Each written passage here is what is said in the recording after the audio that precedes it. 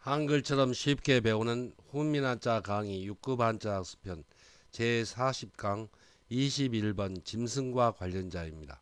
먼저 아름다울 미입니다. 도우미 그림에는 토실토실 살이 찐 양의 그림이 있습니다. 아름다울 미의 짜임은 대전과 소전에서는 양양 머리 밑에 클대 사람들을 결합해서 나타내었고, 해서에서도 양양을 글자의 머리에 쓰이는 모양으로 변형하여 글자의 위에 나타내고, 그 밑에 클대 사람들을 결합하여 아름다울 미의 글자 모양이 되었습니다.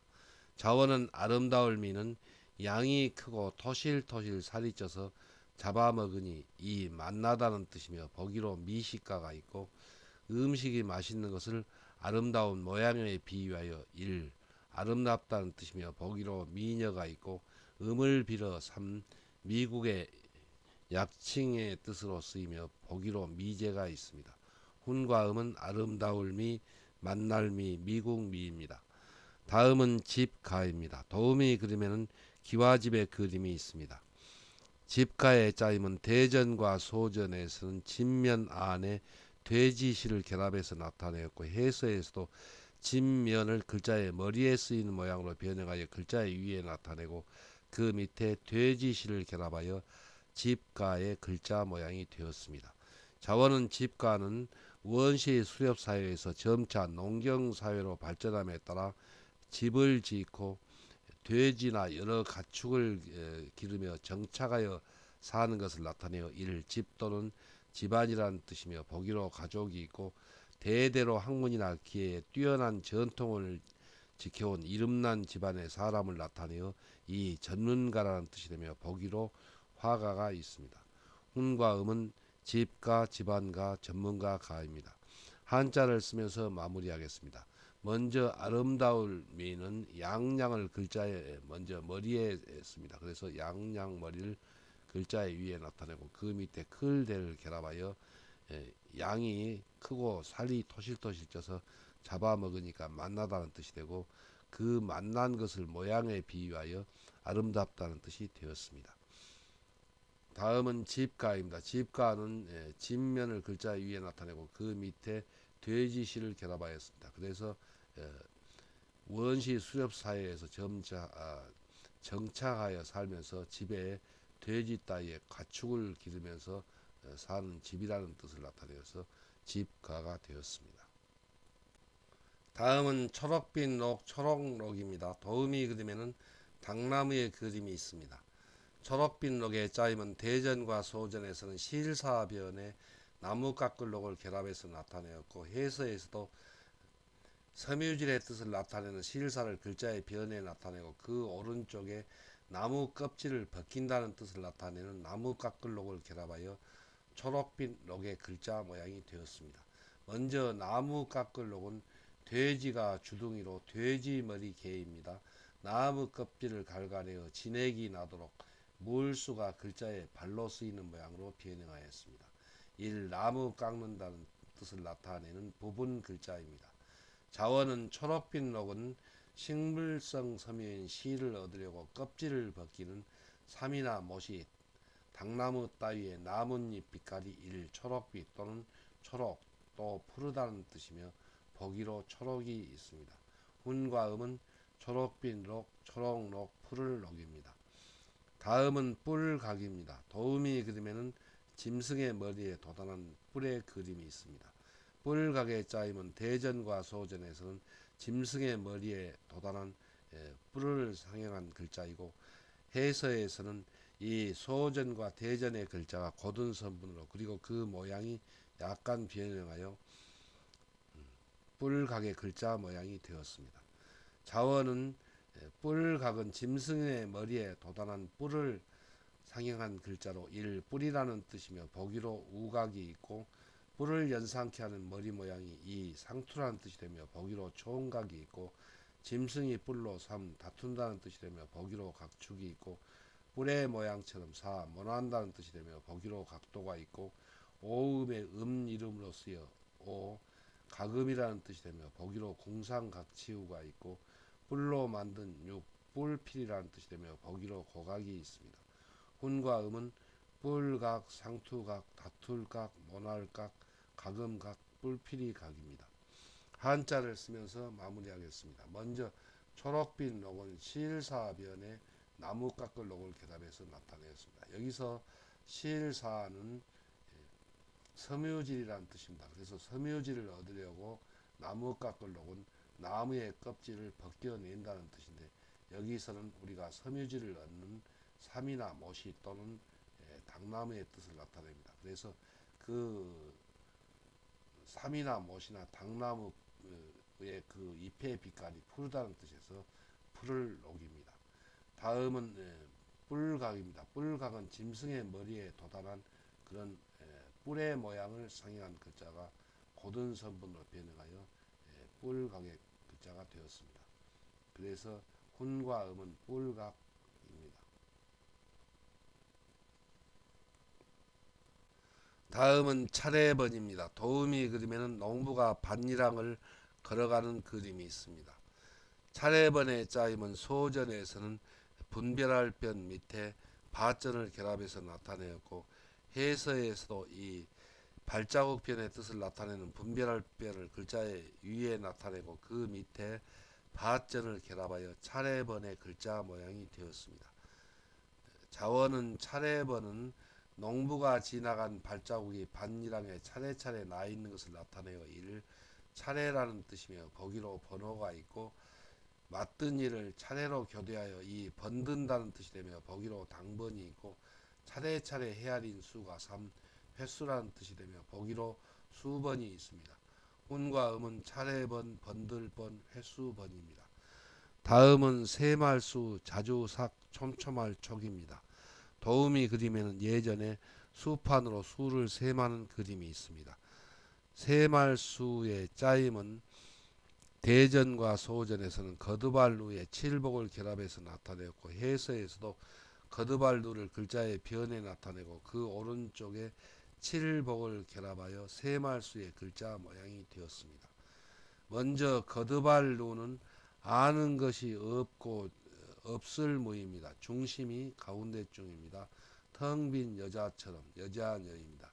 이 어리석다는 뜻이며 이 부분 글자의 뜻으로 쓰이고, 또 사람이 어리석은 짓을 한 번 하고 그만하면 누가 그 사람을 어리석다고 하겠습니까?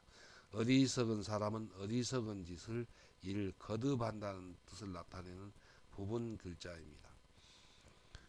자원은 세말수, 자주삭, 촘촘할 촉은 사람들이 수요를 헤아릴 때에 거듭하여 물건을 툭툭 치면서 세는 것을 나타내요. 그러니까 우리들이 알고 있는 하나 둘 셋 하고 세는 그 말과 물건의 수요를 1대1로 대응하면서 세는 것입니다. 그래서 이를 세만다, 또 센다, 셈이라는 뜻이며, 보기로 산수가 있고 여러 번 수가 거듭되니 이 자주라는 뜻이 되며, 보기로 삭삭이 있고 수많은 그물코가 3 촘촘하다는 뜻이며, 보기로 촉고가 있습니다. 훈과 음은 세말수, 셀수, 셈수, 자주삭, 촘촘할 촉입니다. 이 세말수가 자주삭과 촘촘할 촉으로 뜻으로 쓰이는 한자를 여러분들이 잘 찾아서 공부해야 합니다. 한자를 쓰면서 마무리하겠습니다. 먼저 차례번은 이 발자국 변 밑에 밭전을 결합해서 나타내었습니다. 그래서 농부가 발자국을 내고 밭일랑을 걸어갈 때 그 발자국이 차례차례 나 있다는 뜻에서 차례번이 되었습니다. 다음은 세말수입니다. 세말수는 거드발루의 칠복을 결합해서 나타내었습니다. 그래서 우리가 수를 셀 때는 거듭하여 하나 둘 셋 하고 세는 그 세는 말과 그리고 실제에 있는 수량을 일일이 1대1로 칠복은 1대1로 대응시켜가면서 수를 센다는 뜻에서 세말수가 되었습니다. 여기서 세말수처럼 글자가 매우 복잡한 글자는 훈민한자에서는 파자기역법으로 공부합니다. 그래서 업설무 가운데중 여자녀 칠복이니까 무중여복, 세말수는 무중여복이라고 이렇게 기억하고 쓰면은 여러분들이 글자 모양을 잘 알 수가 있고, 그 뜻은 자원을 생각하면서 공부해야 합니다. 다음은 일만만입니다. 도우미 그림에는 벌의 그림이 있습니다. 일만만의 짜임은 대전과 소전에서는 이 벌의 모양을 상행한 글자입니다. 해서에서는 이 풀초머리 모양을 글자 위에 나타내었는데, 그 뜻은 벌의 더듬이를 상행한 부분 글자입니다. 그리고 벌의 몸을 상행한 부분 글자로 밭전 모양을 결합하고, 그 밑에 벌의 발을 상행한 부분 글자로 짐승 발자국 유를 결합하여 일만만의 글자 모양이 되었습니다. 자원은 일만만은 벌의 머리에 있는 더듬이와 벌의 몸과 벌의 발을 나타내어 떼지어 사는 벌처럼 많은 수인 일천의 10배 되는 수가 일만이라는 뜻이 되며, 보기로 만년이 있고, 일만은 수요가 이 매우 많다, 온갖 모든이라는 뜻이 되며, 보기로 만사가 있고, 벌의 상형자이므로 삼벌이라는 뜻을 나타내는 부분 글자의 뜻으로 쓰입니다. 훈과 음은 일만만, 매우 많을만, 온갖만, 모든만, 벌만입니다. 다음은 범호, 호랑이 호입니다. 도우미 그림에는 늠름한 범의 그림이 있습니다. 범호의 짜임은 소전에서는 범의 무늬호 밑에 걷는 사람인을 결합해서 나타내었고, 해서에서도 범의 무늬호 밑에 다리의 뜻을 나타내는 걷는 사람인을 결합하여 범호, 호랑이호의 글자 모양이 되었습니다. 자원은 범호는 범의 머리에 날카로운 눈매와 이가 있고 가죽의 줄무늬가 있는 늠름한 몸짓과 범의 다리라는 뜻을 나타내어 일범, 또 호랑이라는 뜻이 되며, 보기로 호피가 있습니다. 운과 음은 범호, 호랑이, 호입니다. 한자를 쓰면서 마무리하겠습니다. 먼저 일만만은 이 풀초 머리 모양은 범의 더듬이를 나타내고, 그리고 이 밭전 모양은 범의 몸을 상행한 부분 글자이고, 그리고 그 밑에 있는 짐승 발자국 유는 범의 다리를 상행한 부분 글자입니다. 그래서 이 세 개의 부분 글자를 결합하여 일만만의 글자가 되었습니다. 그래서 이 획수가 복잡한 글자는 파자 기억법으로 공부하겠습니다. 그래서 이 부분은 풀초머리니까 초, 밭전, 전, 짐승발장유, 초전유, 일만만은 초전유다, 일만만은 초전유 하고 쓰면서 여러분들이 글자의 모양을 공부하고, 또 그 뜻은 자원을 이해하고 읽으면서 공부하시기 바랍니다.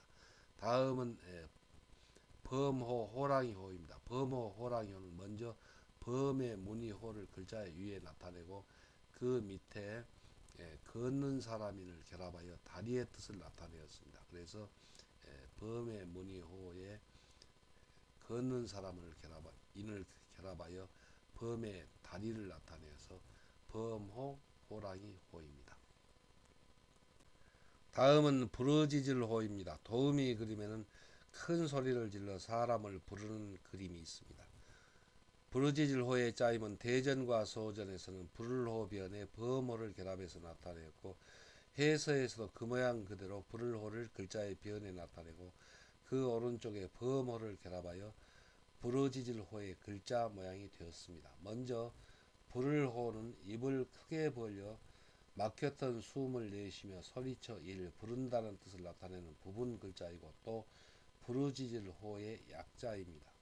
자원은 부르짖을 호는 큰 소리를 질러 사람을 부르는 소리가 범이 큰 소리로 울부짖듯이 우렁찬 것을 나타내어 이를 부르짖는다, 또 울부짖는다는 뜻이며, 보기로 호령이 있고 크게 소리쳐 부르는 이 이름이라는 뜻이 되며, 보기로 국호가 있고, 이름 대신 기호로 나타내는 삼, 부호라는 뜻이 되며, 보기로 부호가 있고, 이름 대신 숫자로 나타내는 사, 번호라는 뜻이 되며, 보기로 번호가 있습니다.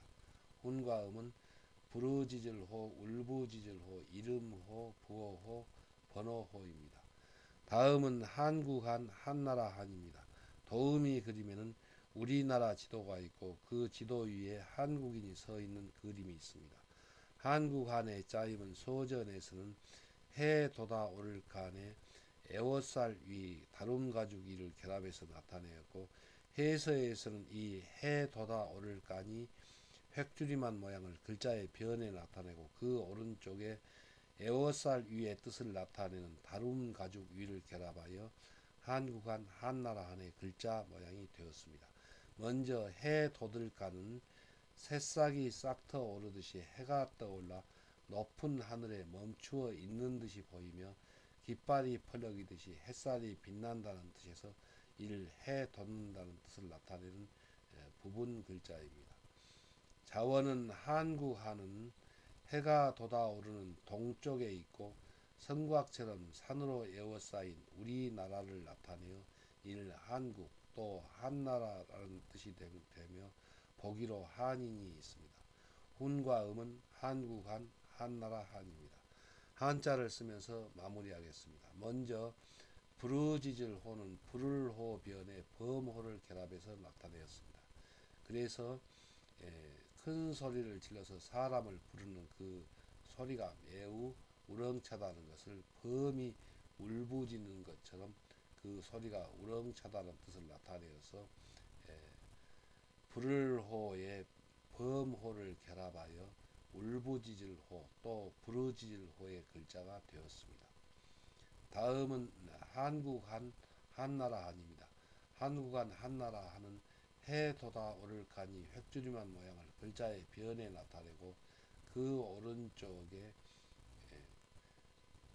에워쌀 위의 뜻을 나타내는 다름 가죽 위를 결합하여 해 돋아오를 간, 해가 돋아오르는 동쪽에 있고, 그리고 산이 성곽처럼 이렇게 에워싸인 산이 많은 그런 나라가 한국이라는 뜻에서 한국한, 한나라 한의 글자가 되었습니다.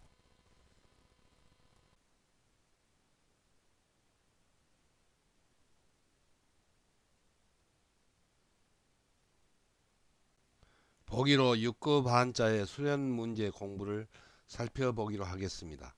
지금까지 여러분은 훈민한자의 자원 해설의 설명을 듣고 한자 쓰기와 세 번의 형성평가 풀이와 채점을 하여 때로는 피드백하고, 또 한자 은행에서 반사적으로 한자의 훈과 음을 읽고 한자 쓰기 공부를 잘 하였습니다. 여기에서 한자의 훈과 음 쓰기와 이 훈과 음에 맞는 한자 쓰기는 이미 한자 은행에서 완전 학습을 하였습니다. 여러분은 만점을 받을 것으로 생각합니다. 그리고 한자 은행과 마찬가지로 잘 모르면 고개만 좌우로 돌리면 바로 답이 있습니다. 그래서 이 한자어 공부는 보통 1시간에 100단어 정도를 충분히 공부할 수 있습니다. 그래서 문제는 한자어 학습에서는 한자의 여러가지 뜻이 있는 한자에서 어떤 뜻으로 쓰일까, 이것이 문제입니다. 그래서 재래식으로 공부하는 학생들은 가슴이 답답합니다. 그러나 훈민 한자로 배운 학생들은 연상기억법으로 배웠으므로 그 의미가 술술 원리가 통합니다. 그래서 모르는 것은 도금 쓰기와 한자 쓰기에서 피드백을 가장 많이 해 나가면 됩니다. 수련 문제의 한자어의 도금 쓰기와 그리고 한자어를 또 한자로 쓰는 공부입니다.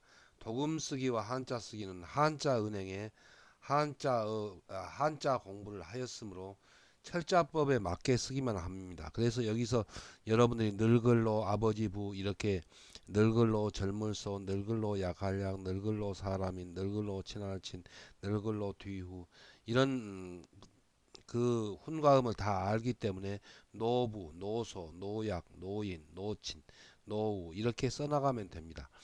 여기서 중요한 것은 여기서 노소에서는 늙은이와 젊은이입니다. 그러면 이 젊은이라는 말이 어디에 해당될까요? 여기 적을소가 젊을소가 뜻이 있지 않습니까? 또 여기 많을따와 적을소에서는 많음과 적음에서는 이 글자가 많은 것과 상대되는 적을소입니다. 그리고 젊을소가 아닙니다. 이렇게 구별하면서 공부하면 됩니다. 그리고 여기에서 바로 우리가 노부 이렇게 음을 적은 다음에 늙은은 늙을로, 부는 아버지 이렇게 한자와 그 뜻을 대비해 가면서 한자 쓰기 공부를 바로 여기에서 하면은 다음에 문제, 그러니까 바로 이와 같은 문제에서 한자 쓰기에서 이렇게 한글로 노부되어 있는 것에 한자 노부 쓰는 이 문제를 그 앞에서 다 공부하기 바랍니다. 그리고 다시 말씀드리지만은 이때 노부를 쓸 줄을 잘 모르면은 고개를 왼쪽으로 돌리면 여기에 한자의 답이 있습니다. 또 반대로 이렇게 노부에 대해서 한자를 쓸 줄을 잘 모르면 오른쪽으로 고개를 돌리면 여기에 답이 있습니다. 그래서 손가락으로 연습을 한 다음에 쭉 써 나가고 다시 한번 복습해 보면 됩니다. 다음은 고사성어미 사자성어입니다. 고사성어미 사자성어는 여러 선생님들과 같이 이 고사성어에는 짧은 하나의 이야기가 들어있기 때문에 그 뜻을 자세히 설명을 듣는 것이 좋습니다. 이 교재에서는 그 부분을 다 풀이하지 못하였습니다. 그리고 여기 고사성어의 공부도 이렇게 도금 쓰기와 그리고 이 한자로 쓰는 두 가지 공부를 하는데 6급에서는 한자로 쓰는 문제는 나오지 않습니다. 그러나 여기에서 여러분들이 다 공부를 하면 대단히 좋겠습니다. 그리고 6급 한자에 나와 있는 이 고사성어는 여러분들이 여기 있는 고사성어만 공부하면 6급 한자어로서 더 다른 문제를 거의 찾아볼 수가 없을 것입니다. 다시 말해서 완벽하다는 뜻입니다. 다음은 뜻이 반대이거나 상대되는 한자입니다. 여기도 마찬가지입니다. 그러니까 강에 반대되는 한자는 산이 있지만 또 산과 반대되는 말은 강만 있는 게 아니고 내천도 있습니다. 이렇게 쭉 공부를 한 다음에 이렇게 쓰기 연습을 하고 생각이 잘 나지 않으면은 다시 정답을 보면서 확인을 해서 몇 번 넘어가면 여러분들은 잘 알 수 있을 것입니다. 뜻이 비슷한 한자의 공부도 똑같습니다. 그래서 보기를 들면은 이 살생의 비슷한 말은 기를 육입니다. 또 살생의 비슷한 말은 살활입니다. 이렇게 두 가지의 뜻이 있는 글자를 잘 알아야 됩니다. 이렇게 한자 쓰기를 하고 또 잘 모르면 답을 찾아보고 반복해서 연습하기 바랍니다. 다음은 6급 한자에서 발음이 변하는 한자입니다. 그래서 발음이 변하는 한자의 원인은 첫 소리에 니은이 오는 것을 꺼리는 것이 있고 니을이 오는 것을 꺼리는 글자가 있습니다. 그래서 여기에 이 몇 개 되지 않는 것 같지만 여기에는 6급 한자에서 모든 한자가 다 망라되어 있습니다. 그래서 이 글자만 공부를 하면은 하나도 다른 데에서 시험 문제를 낼 수가 없습니다. 다음은 전주의 원리에 따라 한자의 음과 뜻이 파생하는 한자를 하나도 빠짐없이 모두 늘어놓았습니다. 그러니까 여기에 있는 글자들만 공부하면 더 이상 다른 데서 시험 문제를 낼 수가 없습니다. 그리고 이런 문제는 틀리기 쉽습니다. 그래서 거듭해서 공부를 하면은 여러분들이 최고의 점수를 따는데 절대적인 역할을 할 것입니다. 다음은 기출문제입니다. 기출문제는 이미 이런 시험 문제가 출제된 것인데 2001년 5월 19일에 나온 문제입니다. 그래서 이런 문제를 이렇게 풀이를 해보고 이 기출문제에 정답이 있습니다. 그러니까 정답을 보고 정답을 맞추어 보기 바랍니다. 그리고 예상 문제가 많이 내놓았습니다. 그래서 8번이나 문제가 있는데 이 문제를 모두 풀이하고 정답을 알아보고 틀린 글자는 피드백 하면은 여러분들은 6급에 아주 높은 점수로 합격할 것입니다. 그리고 이렇게 공부를 하다가 모르는 것이 있으면 제일 뒤에 자음 색인이 있습니다. 그래서 여기에서 한자의 색인을 그러니까 한자의 자원을 다시 한번 찾아볼 때는 이곳을 넘겨서 글자를 찾아보면서 공부하기 바랍니다. 이상으로 여러분들의 수련 문제에 대한 모든 해설을 마치겠습니다. 여러분은 훈민한자 강의 기초학습편에 이어서 훈민한자 강의 6급 한자 학습편의 400글자를 훈민한자의 완전학습 과정에 따라 잘 배웠습니다. 참으로 수고가 많았습니다.